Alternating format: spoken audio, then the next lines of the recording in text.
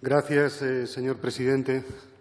El texto que hoy discutimos, hoy aquí, sintetiza básicamente los elementos que nos distancian y nos unen políticamente al Partido de Ciudadanos. En primer lugar, destacando aquellas cosas que nos unen, yo hablaría de la exposición de motivos.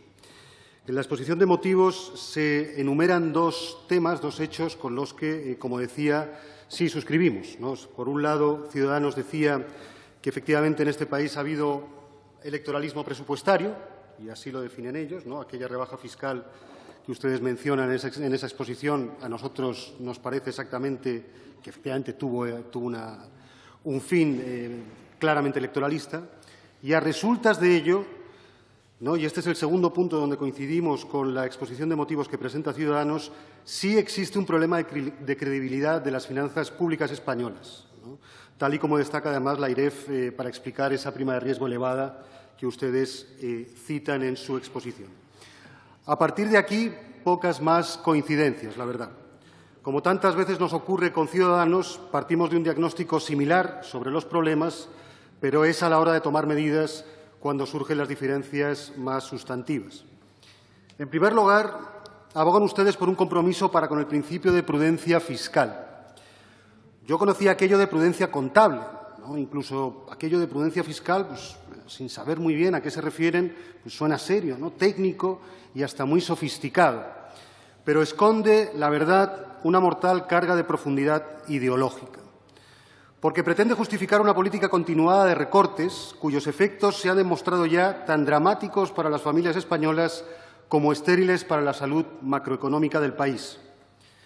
Pero también porque esta nueva verdad revelada pareciera que pretende tapar el verdadero principio de suficiencia fiscal, subrayo, que es el que han venido manejando los economistas desde hace décadas, o por lo menos hasta que yo estudié económicas. En segundo lugar, nos distancia definitivamente de Ciudadanos la actitud que este partido tiene frente a la troika comunitaria, ¿no? Frente a una burocracia instalada en los centros de decisión europeos y alemanes y cuya legitimidad jamás fue ni será refrendada por ningún voto popular. Pues bien, mientras nosotros hemos defendido una actitud patriótica, la patria de las personas y no de las banderas ni de los fusiles, ustedes han defendido a nuestros verdugos.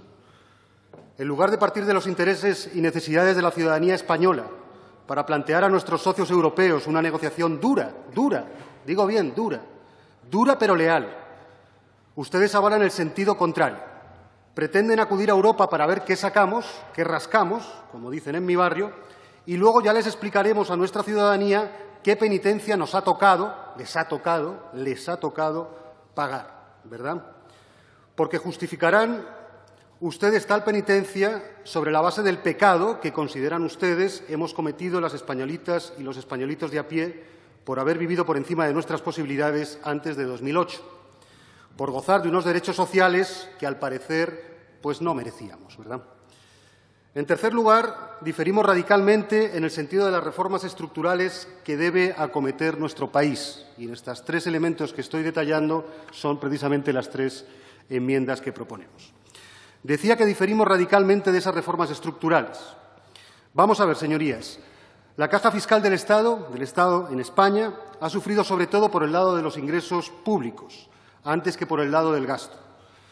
Mientras que nuestro nivel de gasto público per cápita está aproximadamente en la media de la Unión Europea, el ingreso per cápita está 8 puntos por debajo. 8 puntos por debajo. Es decir, la presión fiscal en España sigue siendo muy por debajo de la presión fiscal que existe ahora mismo entre nuestros socios europeos.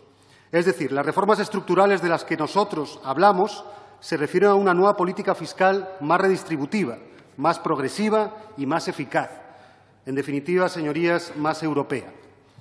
Sin embargo, ustedes critican que el Gobierno no haya implementado el famoso Programa Nacional de Reformas, que el PP haya temporalmente desacelerado la guillotina recortadora por motivos electoralistas. Es decir, que el PP no haya sido lo suficientemente de derechas y se haya abandonado a tentaciones socialdemócratas. Ustedes no han caído a esas tentaciones ni siquiera con el acuerdo que han firmado con sus socios del PSOE. Como decía antes, estamos de acuerdo en denunciar ese electoralismo tan descarado que ha practicado el PP, Pero también creo que ha sido precisamente esa traición parcial a su ideario, el haber relajado el torno disciplinador de masas ciudadanos que tenía en marcha el Partido Popular, la que puede explicar gran parte del repunte del PIB de este último año y pico. Señor portavoz, vaya acabando. Sí, señoría, sí, presidente, ya termino. Podemos lleva defendiendo la necesidad de renegociar las condiciones financieras con Europa desde que nacimos. Al principio no faltaron los que echaron mano del término populista nuevamente para desacreditarnos. El debate hoy, este debate que estamos teniendo hoy, demuestra que esta renegociación se impone ahora por puro sentido común. Bienvenidos sean todos al dulce hogar del populismo. Ahora bien, señoras y señores de Ciudadanos, para sentarse en una negociación hay que saber primero qué intereses se defienden, de qué lado se está, del lado de los banqueros o del lado de la gente. Y ya por último, presidente, quiero preguntar a los diputados y diputadas del Grupo Socialista dos cuestiones. En primer lugar, ¿de veras suscriben ustedes ese principio de prudencia fiscal? Y, en segundo lugar, ¿lamentan ustedes, como así lo ha manifestado en esta iniciativa sus socios de la derecha, que no se implementará el Plan Nacional de Reformas diseñado por el Partido Popular? Muchas gracias, presidente.